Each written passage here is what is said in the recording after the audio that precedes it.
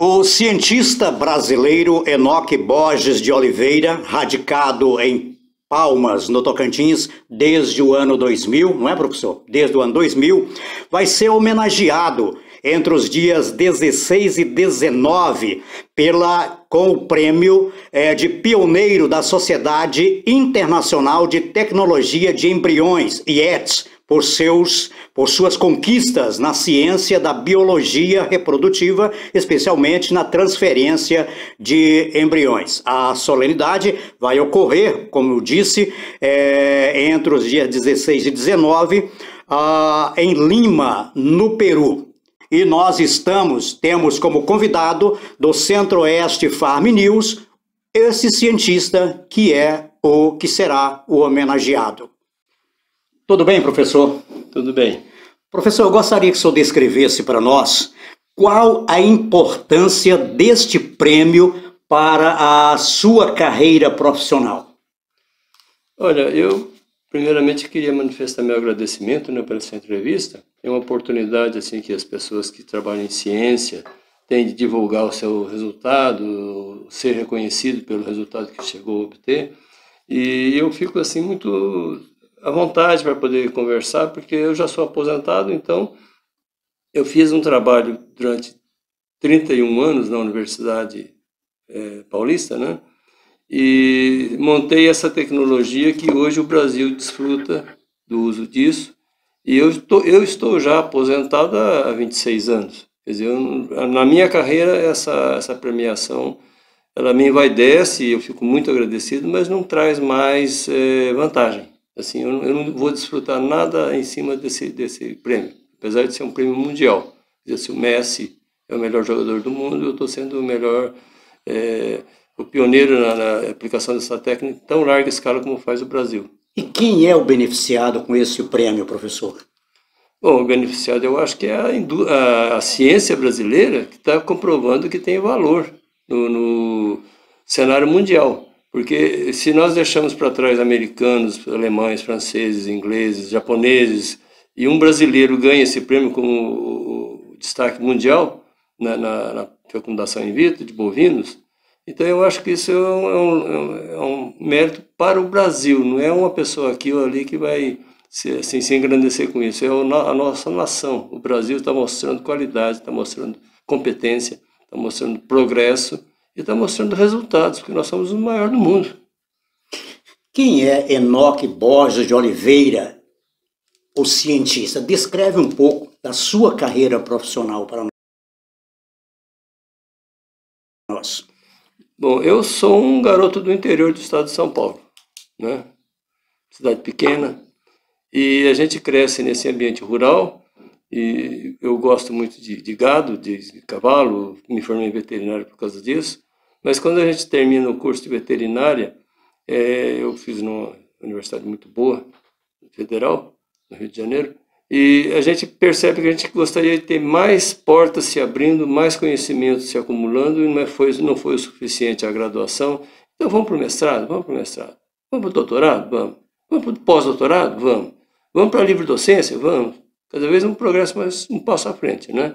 E isso faz assim como se fosse um desafio interno, que é muito dificultoso fazer cursos cada vez mais assim, selecionados, cada vez mais difíceis, né, cada vez mais avançados, sem aquela vontade, sem aquela vocação inata. Então eu gosto de pesquisa, eu gosto de gado, eu gosto de fazenda, e foi assim um prazer entrar numa solicitação técnica que correspondia ao que eu já tinha de vocação, gostando naturalmente disso. Então fui evoluindo prazerosamente.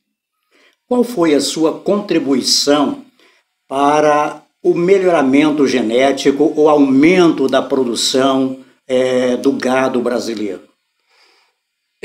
A verdade é o seguinte, o macho bovino, o touro, ele tem um sistema de multiplicação técnico, assim, artificial, que é a inseminação artificial, já dominado há 70, 80 anos ou mais. Se congela o sêmen do macho, do touro, se usa esse sêmen congelado a hora que a gente precisa, onde a gente quiser. transporta, é produzido em Uberaba e usado no Maranhão, é produzido em São Paulo, usado no Pará, o semi-descongelado de um touro que já morreu, mas que seria muito bom ainda. Então, o macho tem assim uma possibilidade de pegar um animal muito destacado, como qualidade de produção de carne, e usá-lo intensamente, ter muitos filhos. Agora, a fêmea não, a fêmea era um bezerro por gestação, até aparecer a fecundação ou fertilização in vitro. Quer dizer, tira o óvulo de dentro do ovário da fêmea, por sistema operação cirúrgica, e se aplica, então, técnicas de laboratório, que foi aí que foi o nosso trabalho, para acordar o óvulo, despertar, para ele manter um desenvolvimento sequencial em condições in vitro, artificiais, quer dizer, in vitro no vidro, na provetinha, bezerro de proveta, bebê de proveta, né? Então, com isso, nós temos uma multiplicação de vacas, a genética forte que está nas vacas também acelerada. Tem vacas que chegam a ter 700, 800 filhos na vida útil dela, quando poderia ter 5, 6, 7, 8 pela natureza só. Veja bem, pelo que eu pesquisei sobre a sua carreira acadêmica e profissional, o senhor fez mestrado e doutorado na Europa e voltou para o Brasil, Europa, gado europeu, e voltou para o Brasil para trabalhar com o gado zebuíno. Como é que foi essa adaptação? Só corrigindo, o mestrado e o doutorado são brasileiros, eu fiz pós-doutorado fora, né? Fiz 4 pós-doutorados para aprender as técnicas de fecundação in vitro. Exato. E como o gado da Europa é realmente um gado adaptado ao clima frio deles, não serviu para o resultado no Brasil, que nós temos o clima quente e outro tipo de gado, que é o que veio da Índia, é o Bos indicus, né? E eles têm o Bos taurus. Então, o nosso gado é adaptado ao calor e não serviram os produtos de diluição, de nutrição, de alimentação desse embrião mantido em condição artificial até a fecundação ou até o desenvolvimento para implante na receptora. As técnicas não serviam, não funcionavam. Quer dizer, os mesmos reagentes que eu usava na Inglaterra não serviram no Brasil para o nosso gado, porque era diferente, é uma fisiologia de desenvolvimento embrionário diferente. Então, precisou ser adaptado. Nós passamos 2 anos aqui no Brasil, quando eu voltei dos pós-doutorados no exterior, adaptando a técnica, moldando, fazendo experimento de quantidade maior, quantidade menor de tal reagente, combinações diferentes, até encontrarmos o ponto certo para o gado que se cria no Brasil, que é a raça majoritária é o Nelore, né? São as raças zebuínas, Nelore, Gir, Guzerá, do Brasil, o Brahma, né? Então, aí houve aquele insight, aquela descoberta. Essa descoberta revolucionou a pecuária brasileira. E qual foi o resultado concreto para o melhoramento, para a ampliação do gado brasileiro com toda essa sua experiência? Eu posso relatar o meu caso como um exemplo da rapidez com que se faz melhoramento. Como eu tinha só o trabalho de pesquisador, eu me dedicava em tempo integral à pesquisa. Quando eu me aposentei, eu comprei uma fazenda aqui no Tocantins e fui fazer esse trabalho com vacas. Então, eu comecei com 16 vacas escolhidas a dedo entre os melhores animais do Tocantins, e as vacas me deram 300 ou 400 tourinhos. Como que pode? Porque eu tirava o óvulo do ovário dela com ultrassom e fecundava in vitro, num laboratório especializado, em Araguaína, e retornava para aplicar nas receptoras, deixando a doadora vazia para nova remessa que podia ter 40, 50 filhos por ano. Então, isso foi um salto fenomenal em qualidade do meu pequeno rebanho, que se tornou um rebanho médio para grande, em muito pouco tempo, com qualidade assim, demoraria 30, 40 anos para atingir com 2, 3 gerações, em 8, 10 anos. Então, isso aí é que fez o impulso, e muitos criadores no Brasil usam isso hoje bastante. A maioria das grandes fazendas de gado puro, que eu criava gado puro registrado, faz isso. E o resultado foi, assim, exponencial. Como é que você analisa esse processo atualmente no Brasil? O processo está em crescimento ainda. Quer dizer, o Brasil já tem talvez aqui uns 10, 12% do rebanho bovino que aplica esse método, mas nós temos outros 80%, 90% para serem atingidos ainda, usarem isso.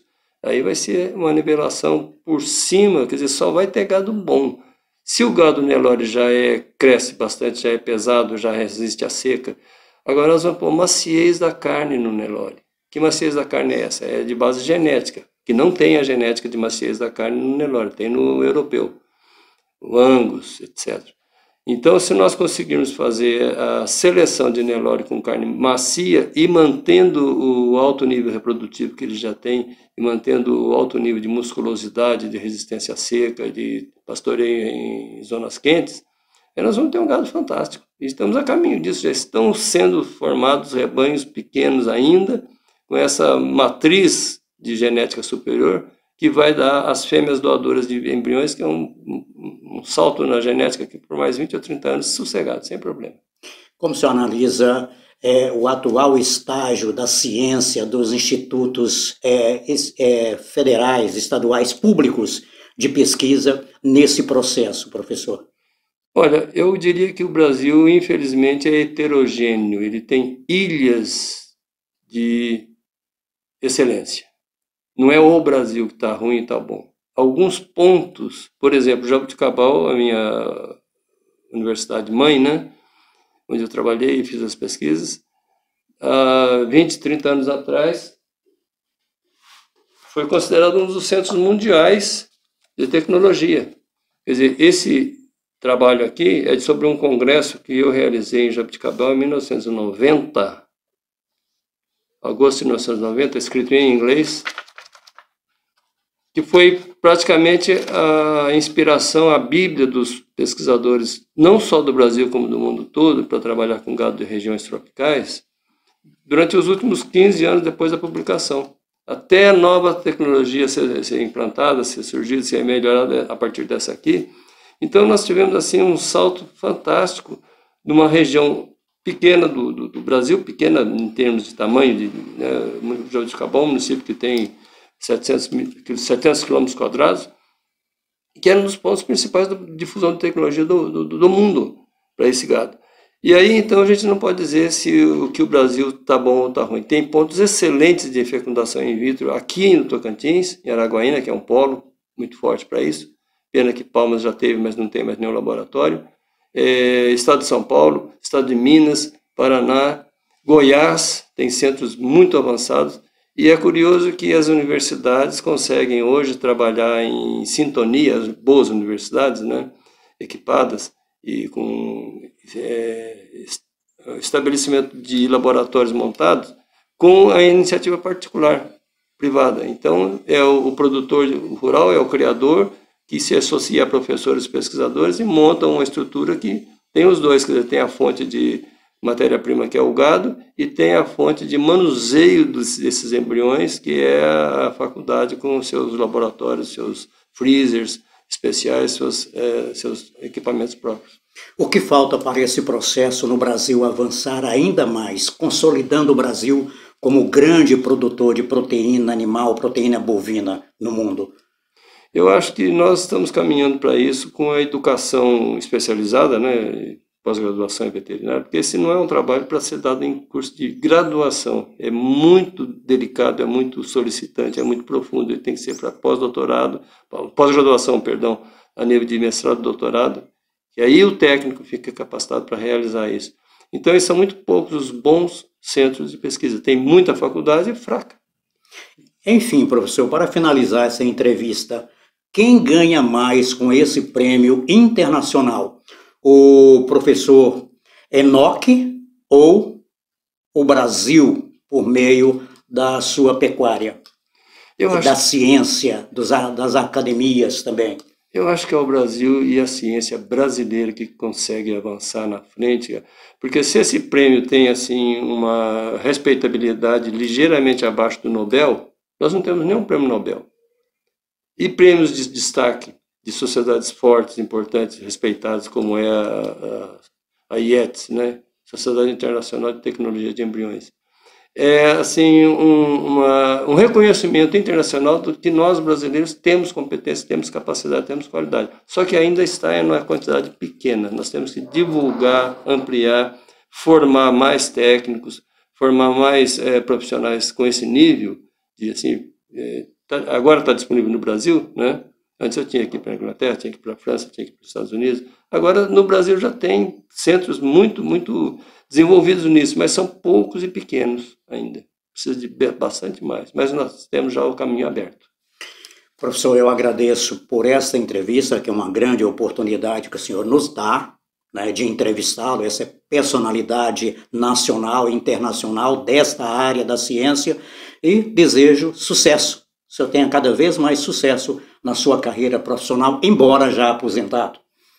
Eu que fico feliz com isso, né, com essa oportunidade também, e espero que isso aí sirva assim como um alerta para os jovens profissionais, jovens veterinários, jovens pesquisadores, que tem um campo muito grande, nós temos qualidade para atingir níveis altos, maiores ainda, e seria assim um caso de sucesso para muitos novos profissionais entrarem nesse ramo também.